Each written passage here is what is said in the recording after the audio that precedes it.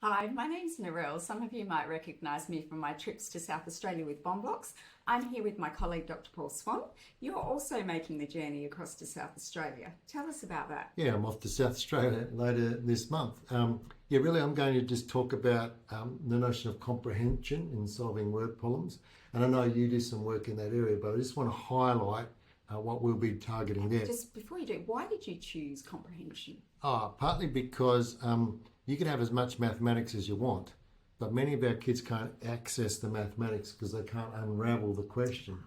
An example would be, you might be the fastest child at doing 3/8. You might know 3/8 are 24, okay? But if I ask you what the product of 3 and 8 is... That's a tricky word. Yeah, well, they don't know what product is. They hear the word and, so they say 11. See, it doesn't mean they can't do 3/8. It means they haven't unravelled the question. So really my focus when I come across to South Australia, probably easy to show you on a bit of a graphic here as an example. So up here, our aim's comprehension. That's in the middle of this Venn diagram. Now, there's an overarching idea, and in terms of high impact teaching, we want the whole school to be on the same page. So we like to have a process for problem solving, which I'll go through in some detail. But good problem solvers spend a lot of time, number one, understand the problem. Now, to understand the problem, you're going to need a bunch of things to happen.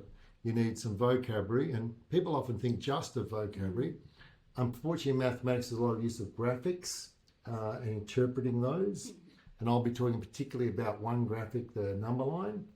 And then if you think about it, symbols is like a double labour of your mind. You have to convert the symbol into some words and then try and interpret that while you're doing all that. A lot of literacy in the maths. Yeah. However, if you just stop there, you're still not going to get comprehension.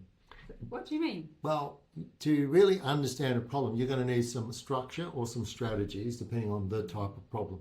Now, people are probably familiar with schema-based or strategies or things like Singapore maths, or if I say things like bar diagrams or that sort of thing, you'll need some of that combined with the literacies, combined with that 4-step process for you to even have a chance. But that's a bit further down the road, isn't it? Yeah. And those structures there are like genres in literacy. So you need to know the genre to be able to write a persuasive text. You need to know the structure, and that's the bit that you do so well. I love being structured, and you're very good at the creative end. And hence it's called the Swan and Rice model. So it's got both of us. Thank you very much, and I hope to look forward to meeting you in South Australia later this month. And I might come and drink your wine sometime.